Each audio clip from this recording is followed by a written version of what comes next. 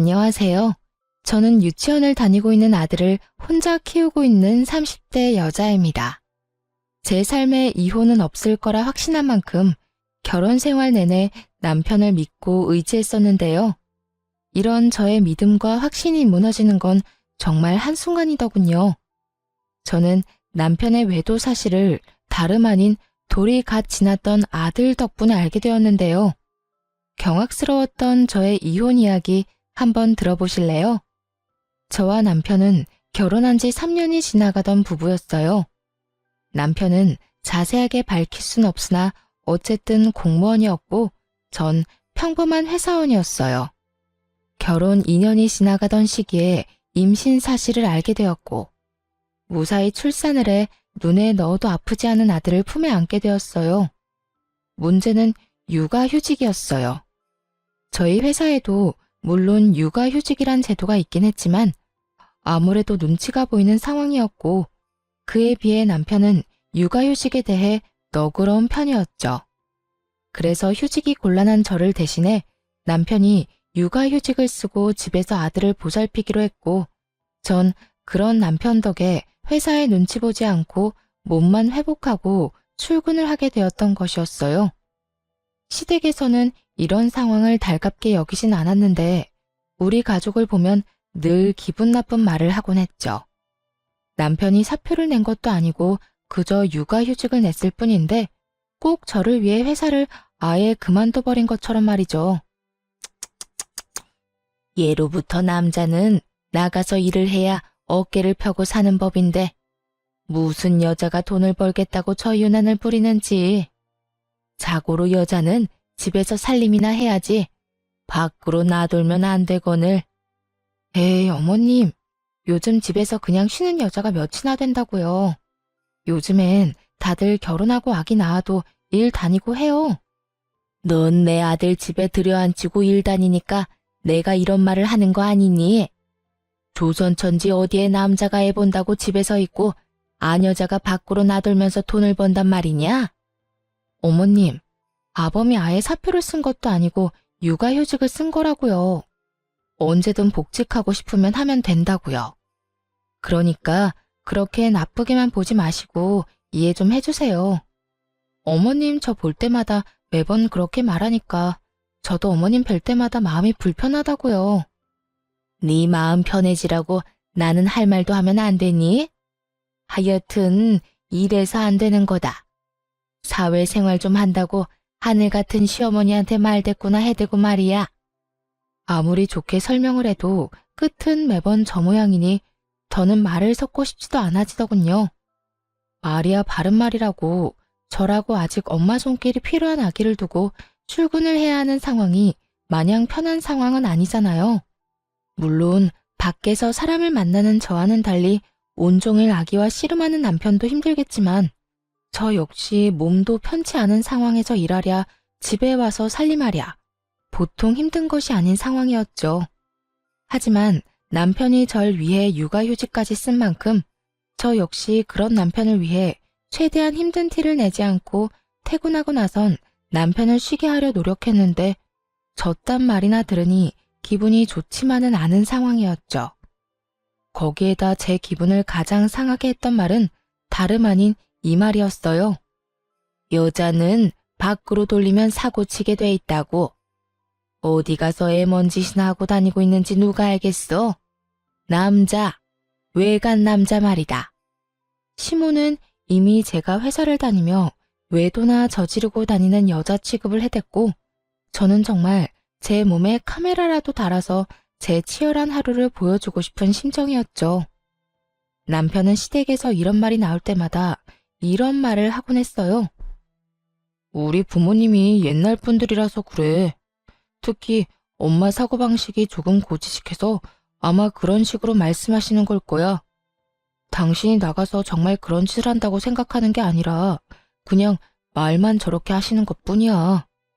멀쩡한 아들이 집에서 아기 보고 있다는 사실이 속상하셔서 하는 말이지 뭐.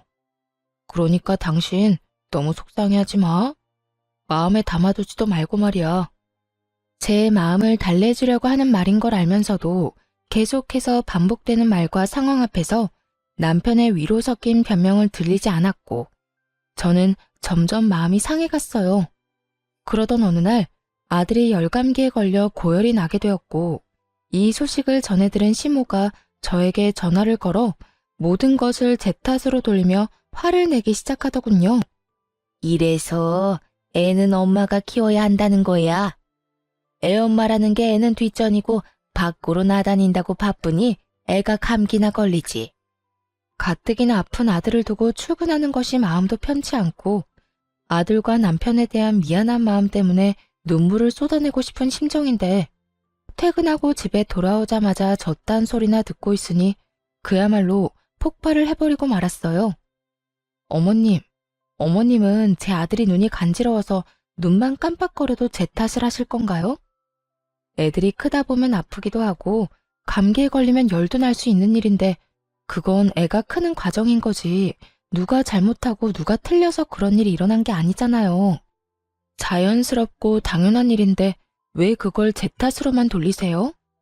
저도요, 회사 다니고 싶어서 다니는 거 아니고요. 회사 다니고 싶은 남편 끌어다 앉힌 것도 아니라고요. 육아휴직을 먼저 내겠다고 말을 꺼낸 사람도 육아휴직을 결정한 사람도 다 남편이니 더는 저한테 이런 식으로 말하지 마세요. 너 이때까지 이렇게 할 말이 많은데 어떻게 참고 살았니? 입이 무거운 건지 속이 엉큼한 건지 알 수가 없구나. 시모는 있는 힘껏 말을 비꼬아대며 비아냥대고 있었고 저 역시 그런 시모에게 지지 않고 제 할 말을 해주었어요. 언젠간 그만하겠지 싶어 이때껏 참았는데 계속 참았다간 아들이 다 커서 장가 갈 때까지도 잘 되면 남편 덕분 뭐 하나라도 잘못되면 제 탓이라고 할 것 같아서 더는 참을 수가 없었네요. 넌 무슨 말을 그렇게 하니? 내가 또 언제 그렇게까지 네 탓만 했다고. 남들이 들으면 크게 오해하겠어. 난 전부 너를 걱정하는 마음의 한 말이었단다. 시모는 제가 한마디도 지지 않고 맞서자 그제야 한 발 물러서며 본인이 언제 그랬냐고 발뺌을 했고 전 그런 시모에게 조금 더 단호하게 경고 아닌 경고를 날려주었습니다. 어머님은 그런 의도가 아니었다고 한들 모든 걸 제 탓이라고 생각하고 절 미워한다고만 생각이 들었어요. 앞으로는 제가 이런 오해를 하지 않도록 어머님께서 조금 더 조심히 해주세요. 저 역시 그렇게 생각하지 않도록 노력할 테니까요. 그러면 들어가세요. 저는 그대로 전화를 끊어버렸고 남편은 그런 제가 심했다고 생각했는지 저에게 이렇게 말하더라고요. 꼭 그렇게까지 말했어야 했어. 엄마도 애가 아프니까 속상해서 하는 말이잖아. 이때까지 잘 참다가 갑자기 왜 그래? 내가 참기만 하면 어머님이 그만했을 것 같아? 아마 모르긴 몰라도 날 한평생 못 살게 굴었을 거라고. 난 절대 그렇게는 못 살아. 내가 무슨 죄를 지었다고 이런 말을 듣고 살아야 해? 당신이 나서서 막아줄 거 아니면 앞으로 아무 말도 하지 말고 지켜나 봐. 제가 이런 식으로 단호하게 말하자 남편도 가만히 있어주더라고요. 남편은 알았던 거죠. 제가 한 번 아니라고 생각하고 화가 나면 말릴 수 없다는 걸 말이죠. 남편은 더는 이 일을 입에 올리는 일은 없었고 시모 역시 여전히 저를 싫어하는 티가 나긴 했지만 모든 것을 제 탓으로 돌리는 태도는 점차 줄어들더군요. 그렇게 1년이라는 시간이 지났고 무사히 아들의 돌잔치를 마치고 난 얼마 뒤였어요. 남편은 슬슬 복직하고자 하고 있었고 아들을 잃은 시기에 어린이집을 보내야 한다는 사실을 친정엄마가 알게 된 모양이에요. 아이가 조금 더 클 때까진 봐주신다고 먼저 말해주셔서 한숨 돌린 상황이었죠. 남편의 복직이 결정되고 복직의 날이 다가오던 어느 날, 남편의 생일 역시 맞물리게 되어 같은 사무실 동료들을 집으로 초대하게 되었어요. 남편이 육아휴직을 내는 동안 여러모로 고생 많으셨다는 의미로 미안함과 감사한 마음을 표현하기 위해 겸사겸사 마련한 자리였어요. 약속 시간이 되자 남편의 동료들이 집으로 찾아왔고 준비된 음식들을 먹고 있으니 낮잠에서 깬 아들이 나오더라고요. 당시 낯을 가리기 시작했던 터라 낯선 사람들의 모습에 울음을 터뜨리거나 곧장 전화 남편에게 다가가 안길 거라고 예상했던 제 생각과는 달리 제 아들은 한 여자 직원의 품으로 달려가 안기더니 이렇게 말하더라고요. 엄마! 어눌하지만 정확한 말 엄마였어요. 엄마, 아빠, 할미 정도는 할 줄 알았고 낯을 가린다는 것 자체가 익숙한 사람은 알아본다는 거잖아요. 분명 낯가림이 극에 달했던 시기였는데 낯선 여자에게 안겨버리는 아들을 보고 있으니 참 의아하더라고요. 어머, 지혜씨가 애들한테 인기가 많나 보네. 어떻게 이 많은 사람 중에 단번에 지혜씨한테 가서 안기나? 그러게, 엄마라고 하는 말 들었지? 아기 목소리 너무 귀엽다. 지혜씨, 기분이 어때? 처녀가 한순간에 아기 엄마가 되었네. 오늘은 제가 하루 동안 엄마가 되는 건가요? 그나저나 아기가 너무 귀엽네요. 한 품에 쏙 들어오는 게 기분이 너무 이상해요. 저마다 아들의 행동을 보며 귀엽다며 까르르거리며 대화를 나누고 있었고 아들을 안고 있는 여자 직원 역시 너스레를 떨며 아들을 더 꽉 안더라고요. 거기까진 그러려니 하며 아들이 그 여자 직원이 마음에 들었나 보다 애써 넘길 수 있었어요. 하지만 정말 의아한 일은 그 뒤에 일어나고 있었죠. 아들은 그 여자 직원의 무릎에 앉아 끊임없이 그 여자 직원에게 엄마라고 하고 있었고 그 여자 직원은 당황하는 기색 하나 없이 아들을 자신의 앞에 앉히고선 익숙하다는 듯 아들을 돌보고 있더라고요. 아들이 가장 좋아하는 발바닥 주물러주기부터 해서 울다가도 바나나만 주면 뚝 그치는 아이한테 바나나까지 먹이고 있었어요. 가족이 아니라면 알지 못하는 아들의 특성을 세세하게 잘 알고 있는 여자 직원을 보며 다른 사람은 몰라도 저는 알 수 있었죠. 이 여자 분명 내 남편과 무언가가 있다는 것을 말이죠. 거기에다 그런 제 예상을 뒷받침해주듯 남편은 지나치게 제 눈치를 살피기 시작하더군요. 전 그런 남편을 보며 더욱 제 가설을 확신하게 되었고 표정 관리에 힘쓰며 무사히 식사 자리를 마무리하게 되었습니다. 손님들을 다 보내고 난 후 여전히 제 눈치를 지나치게 살피는 남편을 최대한 아무렇지도 않게 대하고 있었어요. 제 마음엔 99% 정도 그 여자가 그저 직장 동료가 아닐 거란 걸 확신하고 있었지만 혹시나 제가 큰 오해를 하고 있다면 그거 역시 그거대로 많이 곤란한 상황이 될 수 있을 테니까요. 전 표정 관리를 하며 오늘 하루 무사히 잘 넘겨 다행이라는 말을 하며 은근슬쩍 그 여직원 이야기를 꺼냈어요. 그 여자 직원 우리 아들 엄청 잘 봐주더라. 아들도 좋아하고 말이야. 덕분에 편하게 밥도 먹고 수다도 떨었네. 출근하면 고맙다고 해줘. 들어보니까 조카들이 어리다고 하더라고. 그래서 애들도 잘 보고 애들도 잘 따르고 하는가 보더라. 어찌되었든 당신이 오늘 편했다니 다행이다. 나 때문에 당신이 너무 고생하는 거 아닌가 생각했거든. 들어가서 좀 쉬어. 뒷정리는 내가 할게. 아니야, 같이 해. 혼자 언제 다 하려고 그래. 아니야. 내가 다 할 수 있어. 당신은 준비하느라고 정신 없었을 텐데 얼른 들어가서 쉬어. 내가 얼른 끝내고 들어갈게. 그래? 그러면 수고해. 남편은 묻지도 않은 직원의 가족관계까지 설명하며 저를 방으로 밀어넣으려 하더군요. 결국 남편에게 뒷정리를 맡기고 안방으로 들어와 버렸습니다. 아무리 좋게 생각해보려고 해도 의심스러운 정황에 한참을 고민하던 저는 아기가 태어나기 전 충동적으로 구매했던 홈 CCTV 2개를 꺼내들게 되었죠. 무선으로 몰래 숨기기 좋아 보였거든요. 하나는 남편이 거실을 치우는 사이 아기 수납장 맨 위 인형들 사이에 숨겼고 하나는 남편이 자는 사이 거실에 있는 수납장 안에 숨겨두었죠. 아예 신경을 쓰지 않고 보면 아무도 눈치채지 못할 정도로 몇 번이고 확인했고 그렇게 아무 일도 아무것도 모르는 척 일상생활을 잘하고 지냈죠. 어느덧 남편의 복직 일주일 전으로 다가왔지만 그때까진 아무리 CCTV를 살펴봐도 그 어떠한 의심스러운 장면이 없더라고요. 의심스럽기는커녕 아들을 보느라 고생인 남편을 보는데 안쓰러운 마음마저 들었어요. 남편은 긴 시간 외출하는 일이 거의 없었고 해봤자 아이와 함께 잠시 단지 내에 산책하러 간다거나 아이와 외출 시간이 길다 싶으면 함께 장을 봐서 오는 듯 양손 가득 먹거리를 사들고 들어오더라고요. 그런 남편의 생활을 지켜보고 있자니 괜한 사람을 오해한 것 같아 죄책감마저 느껴지더라고요. 그런 생각이 드니 이 모든 것이 무슨 짓인가 하는 생각이 들며 집에 숨겨왔던 CCTV를 치워야겠다고 마음먹은 어느 날이었어요. 그날은 의도치 않은 야근이 생겨 저녁 10시가 넘어가도록 퇴근을 못하던 날이었어요. 남편에겐 야근 때문에 많이 늦을 것 같다고 말해놓고 아이가 잘 있는지 틈틈이 휴대폰으로 챙겨보고 있었죠. 그런데 그날따라 남편의 행동이 수상하더라고요.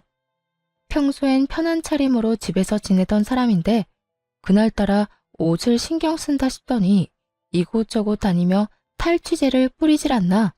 또 심지어는 손도 대지 않던 화장실 청소까지 하기 시작하더군요. 이불을 터는 모습이 보이기도 했고요. 정말 이상하다는 생각이 들던 그때 저녁 7시쯤 집에 누군가 찾아온 듯 했고 그 누군가는 저의 예상대로 그 여자였어요. 두 사람은 제가 없는 제 집에서 마치 신혼부부라도 되는 양 행복한 시간을 보내기 시작하더라고요. 그러면서 나누는 두 사람의 대화에 손이 벌벌 떨리더군요. 자기야, 왜 이렇게 오랜만에 왔어? 아이고, 혹시 모르잖아.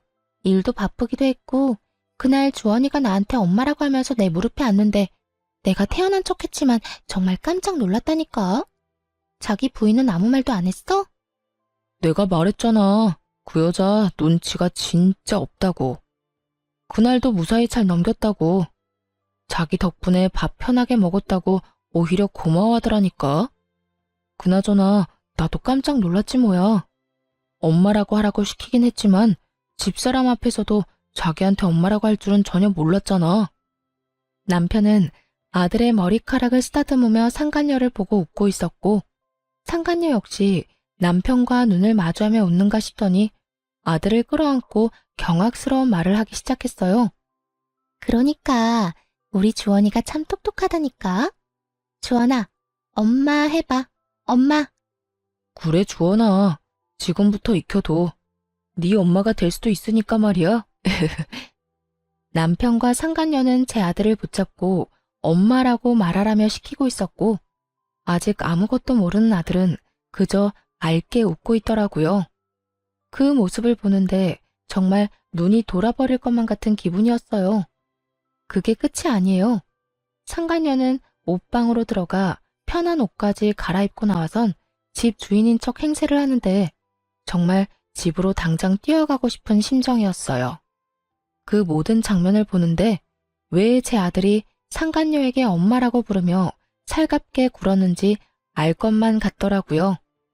기특하고 똑똑하다며 아들에게 관심을 주는 것도 잠시. 둘만의 시간을 보내기 시작하자 아들은 방에서 혼자 놀고 있으라며 뒷전이 되어버렸고 두 사람은 그저 세상에 둘만 남은 사람처럼 시간을 보내더군요. 그런데 자기야, 자기 정말 이혼할 거야? 너? 자기가 원하면 이혼이든 뭐든 다 할 수 있지. 자기는 내가 이혼하고 자기랑 살았으면 좋겠어? 나야 그러면 좋지. 이혼을 하더라도 최대한 조용하게 잡음 없이 해야 해. 당신 부인이 알면 위자료는 둘째치고 우리 일에도 지장이 생길 수도 있다고. 그래, 나도 알아. 그런데 집사람은 걱정도 하지 마. 지금쯤 아무것도 모르고 열심히 일만 하고 있을 테니까 말이야. 어쨌든 나도 조용히 빠르게 이혼할 수 있는 방법을 찾고 있으니까 조금만 더 기다려줘. 당연하지. 언제까지든 기다릴 테니 이혼하고 오기나 해.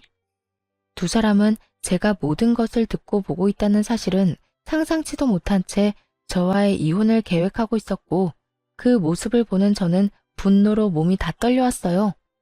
그렇게 전 모든 상황들을 보며 이혼을 결심하게 되었고 아들을 뺏기지 않고 보호하고자 계획을 세우게 되었죠.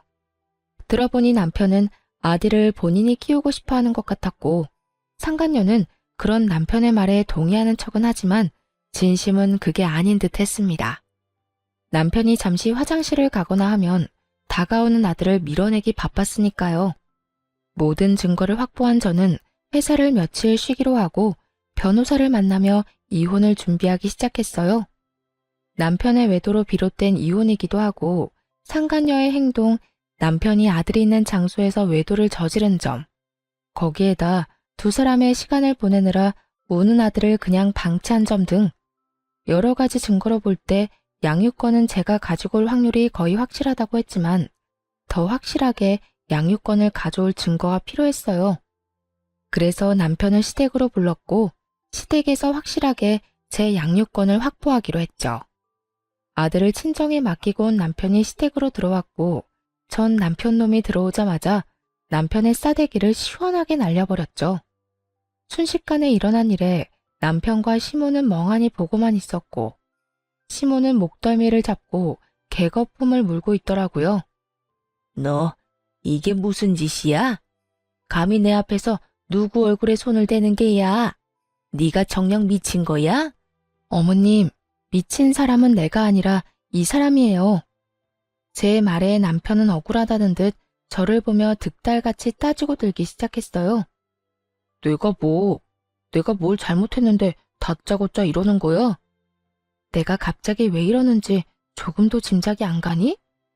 그만큼 당당한 거야? 아니면 워낙 잘못한 게 많아서 뭘 말해야 할지도 모르겠는 거야? 말을 해. 당신이 아무 설명도 없이 이러는데 내가 어떻게 알아? 정확히 설명을 해보란 말이야. 아, 그래? 그러면 이거 좀 볼래? 여전히 아무것도 모르겠다는 표정으로 피해자인 척하는 남편을 향해 미리 영상분을 캡처해 뽑은 사진을 남편의 얼굴에 냅다 던져버렸어요. 땅바닥에 떨어진 사진을 봤는지 남편 얼굴이 점점 사색이 되어 가더라고요. 당신 아주 대범하더라. 감히 우리 집에서 이딴 짓을 해? 그것도 내 배 아파서 낳은 내 자식 앞에서? 네가 이러고도 인간이야? 이게 아빠라는 인간이 할 짓이냐고. 차라리 애를 맡기고 밖에서나 만나서 놀아야지. 이게 도대체 뭐 하는 짓이야? 여보, 그게 아니라 내 말 좀 들어봐. 그게 아니긴 개뿔. 이미 다 듣고 이미 다 봤어. 너 나랑 이혼한다며? 최대한 조용하고 잡음 없게 이혼을 해? 누구 맘대로. 내가 너랑 이 여자 가만둘 것 같아? 저는 고함을 질러버렸고 시모는 빠르게 다가와 바닥에 떨어진 사진을 주워 들더라고요. 사진을 쥔 시모의 손이 덜덜 떨리고 있었는데 그런 손과는 달리 표정은 애써 평온한 척 연기를 하기 시작했어요. 그 상황에서도 어떻게 해서든 남편에게 불리한 상황을 만들기 싫어 악착같이 괜찮은 척, 아무렇지 않은 척, 태연한 척 연기를 하는 것이었죠. 그렇게 한참 마음을 가다듬던 시모는 태연한 목소리로 말했어요. 그래서 어쩔 거니? 애도 있는데 이까진 일로 이혼이라도 할 거니? 남자들 사회생활 하다 보면 이런 실수 한두 번은 다들 하고 살아. 남편이 바람 좀 피웠다고 이혼하면 이 세상에 나만 아는 부부가 있을 거라 생각해? 어머님 같으면 다른 여자랑 바람나서 언제 이혼할까 날짜 세고 있는 남자랑 살 수 있어요? 나 때는 다 그러고 살았다. 두 집 살림쯤은 기본으로 참고 살았어. 그건 그때고 지금은 아니잖아요. 어머님은 이해하고 살 수 있을지 몰라도 저는 제정신이 올바르게 박혀 있어서 절대 그렇게는 못 살겠네요. 당장 이혼할 겁니다. 시모는 단호한 제 태도에 콧방귀를 끼며 제 예상에서 한치도 벗어나지 않는 말을 하기 시작하더군요. 그래? 네 뜻이 정 그렇다면 이혼하거라. 너랑 이혼한다고 한들 우리 아들이 혼자 살 것도 아니고 말이야 바른 말이라고 그냥 평범한 회사원인 너보단 같은 공무원 며느리가 나도 좋겠네. 이혼은 해도 되는데 단 내 손주는 네가 못 데리고 간다. 그건 네가 무슨 말을 하고 네가 어떤 수를 써도 절대 안 되는 일이니 그렇게 알아. 이미 예상했던 대로 흘러가서 그런가 저딴 말을 들어도 놀랍지도 않더라고요.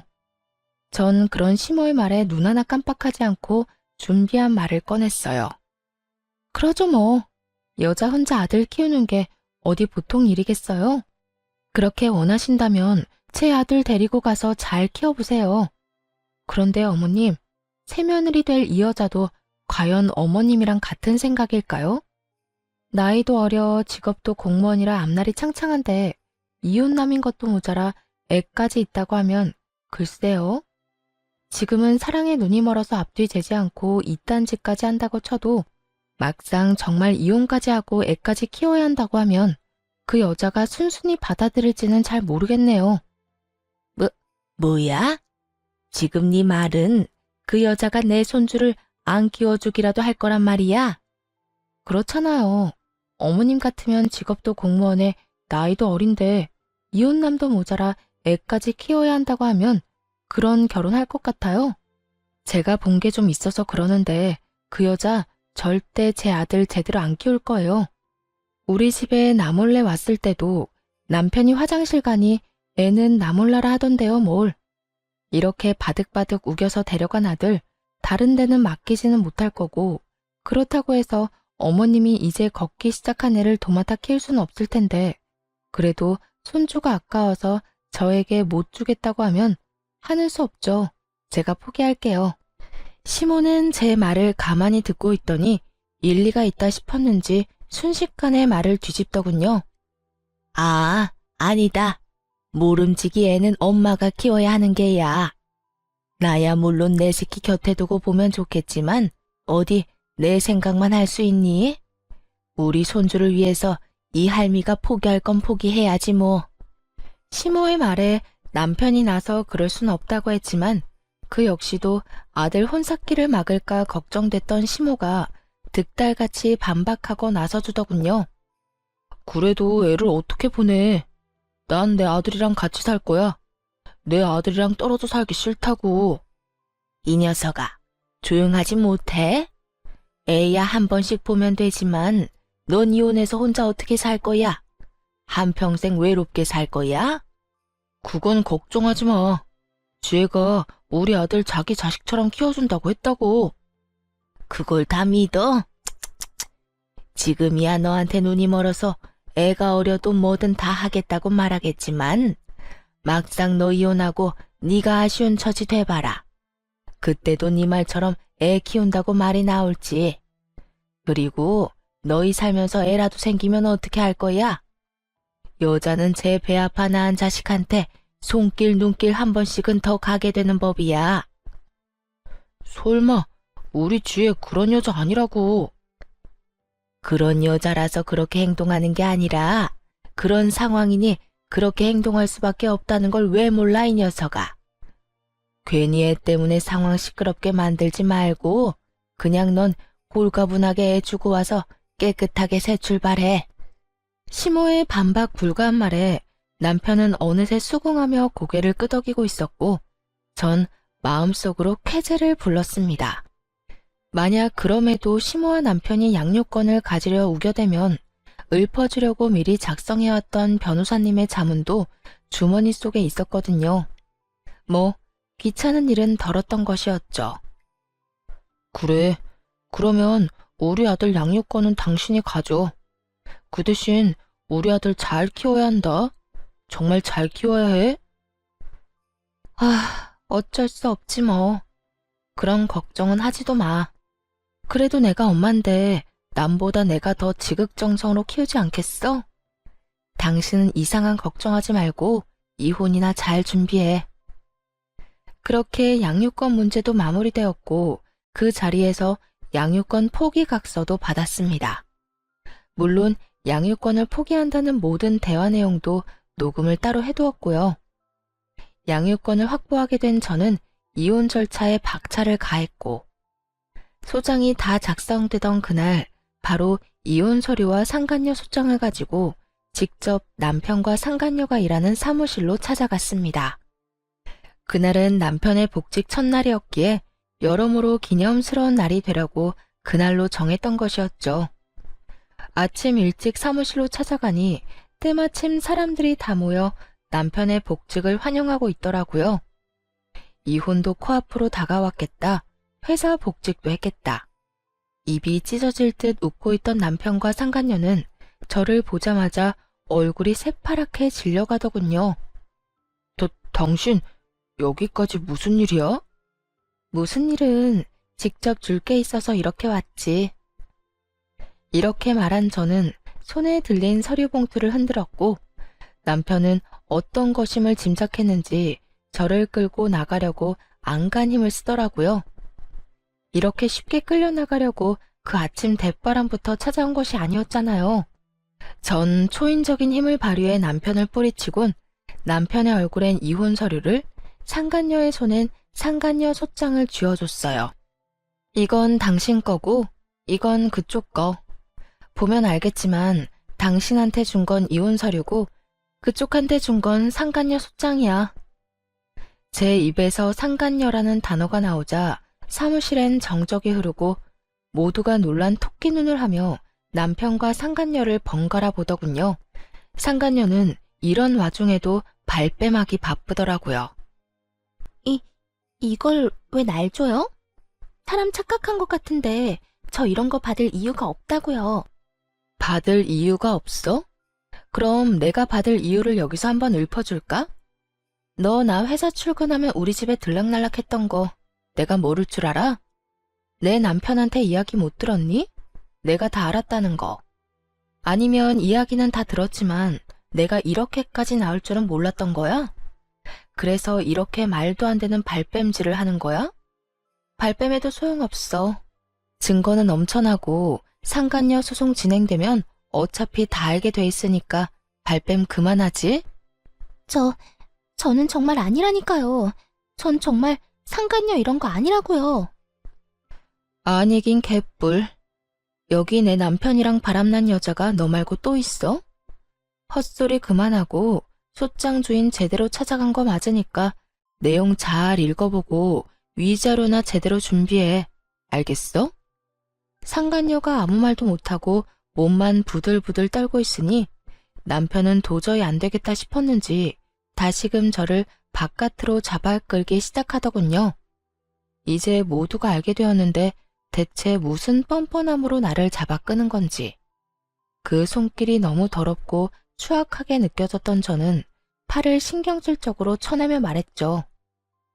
이거나 어디서 감히 내 몸에 손을 대? 네가 가지 말라고 해도 내 할 일은 다 했으니 이제 갈 거야. 제가 방향을 틀자 남편 놈은 저만 들리게 아주 작은 소리로 이렇게 말하더라고요. 갈 때 가더라도 사람들한테 다 오해라고 설명하고 가야 할 거 아니야. 이대로 가면 나랑 지혜는 어떻게 해? 당신 때문에 일 그만두게 되면 당신이 책임질 거야? 어쩌면 인간이 이렇게나 뻔뻔할 수가 있는지 그 순간 멍하더라고요. 어쩌다가 인간이 이렇게까지 변했나 싶기도 하고요. 어이없다는 듯 남편을 쳐다보다 큰 소리로 고함을 치고 사무실을 나와버렸습니다.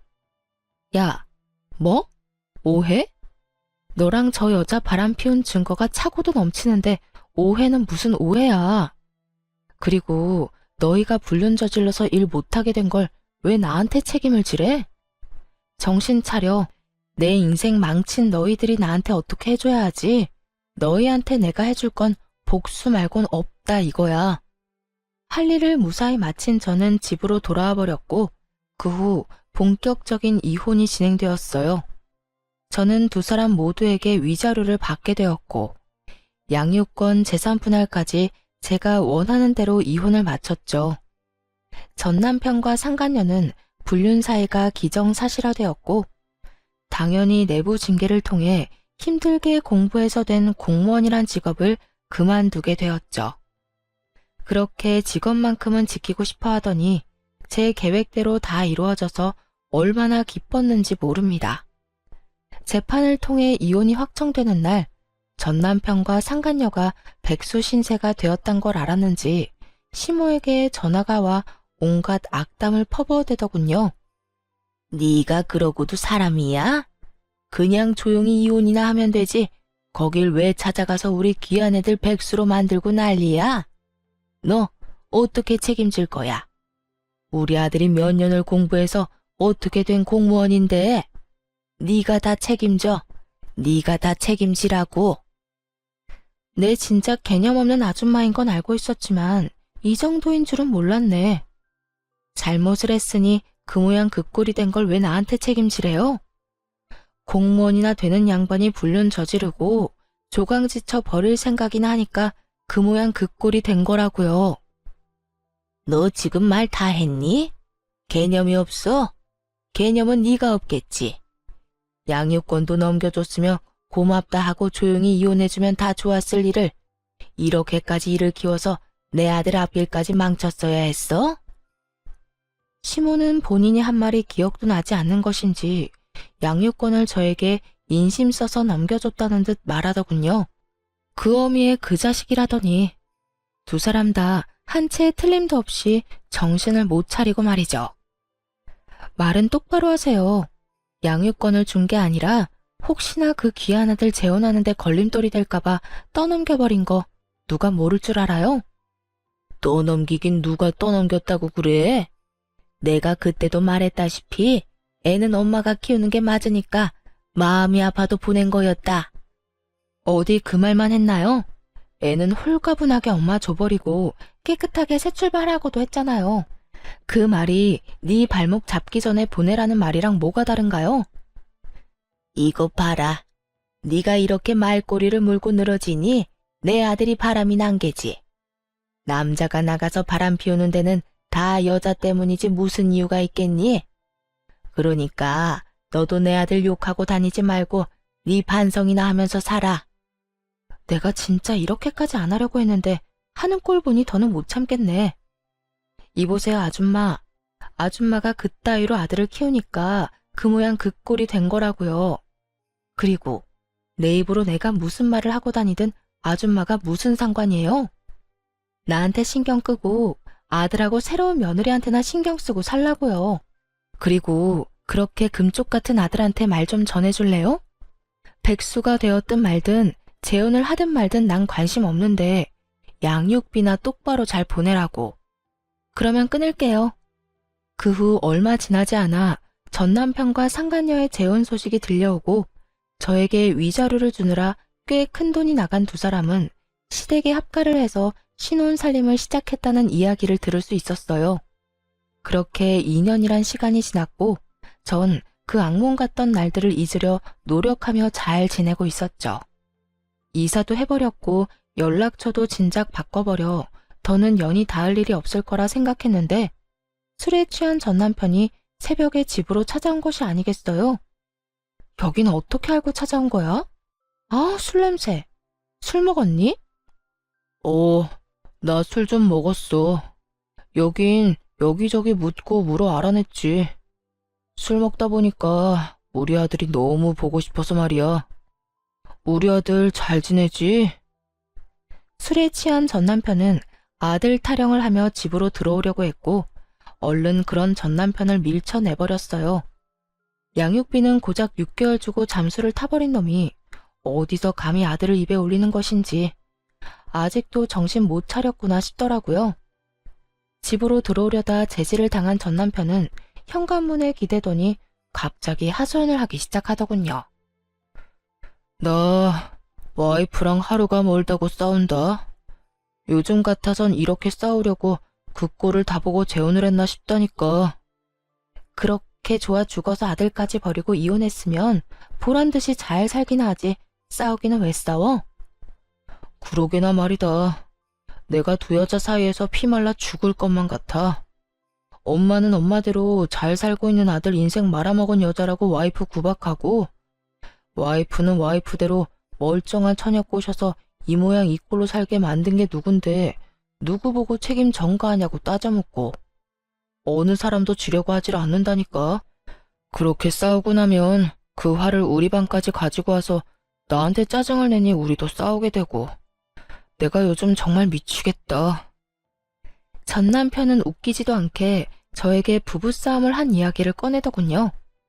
그래서 요즘 그렇게 싸운다고 하소연이나 하려고 찾아왔니? 그것도 이 새벽에? 아니, 그렇게 힘들다 보니 우리 아들이 너무 보고 싶더라고.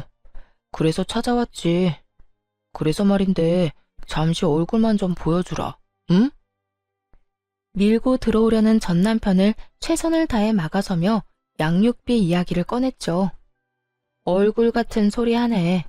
내가 너 양육비 청구 소송하려다가 네 인생이 불쌍해서 참고 있는 거야. 이때껏 밀린 양육비 일시불로 내놓을 거 아니면 헛소리 하지 말고 얼른 가라. 아랑곳하지 않고 술주정을 부리기 시작하더군요. 이미 정신이 나가버린 상태인 듯했고 주머니를 뒤져 전 남편의 휴대전화로 상간녀에게 전화를 걸었어요. 지금 시간이 몇 시인데 안 들어오고 뭐해? 그러게, 지금 시간이 몇 시인데 네 남편 지금 우리 집 현관문 앞에 퍼지고 앉아서 술주정 부리고 있다. 얼른 와서 좀 치워줄래? 제 말에 상간녀는 노발대발하며 고함을 질러댔고 전 주소를 알려주며 그렇게 고함을 지를 시간에 얼른 와서 이 인간 쓰레기나 빨리 치우라고 해버렸죠. 그렇게 전화를 끊고 얼마 지나지 않자 임신을 했는지 배가 꽤 나온 상간녀가 화를 내며 오더라고요. 이게 도대체 무슨 일이야? 두 사람 나 몰래 만나고 있었어요? 두 사람 재결합이라도 하기로 했냐고. 내가 미쳤어? 이딴 인간이랑 재결합하게. 그러면 내 남편이 왜 여기 있어요, 왜? 나한테 복수라도 하려고 내 남편 끌어들였어요? 너도 당해봐라 이거냐고요.